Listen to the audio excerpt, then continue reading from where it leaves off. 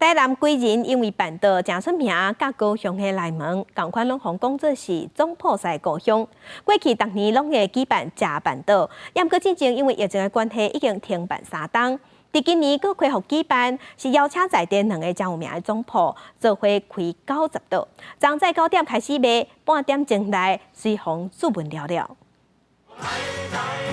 总铺师手路菜，不少人拢爱食。台南规定区都要赴办桌菜要登场。咸大炒虾、五鱼大片花、红片鱼翅鸡，每一个拢是大菜，总共10道的古早味料理，也是用颜色有名的台南规定区，甲高雄内门同款，拢被奉是总铺师故乡。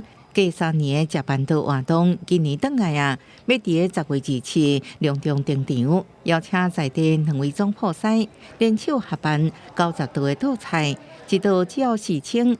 10月11早起9点，网络甲现场准时开放预订。很多民众大概8点不到就来这边排队哈，那我们也很顺利的哈，在差不多9点半左右哈，把所有的报名程序都来做完成。区公所一开门，每一个摊口拢坐满满，差不多拢是要来订桌。结果短半点钟就被订了。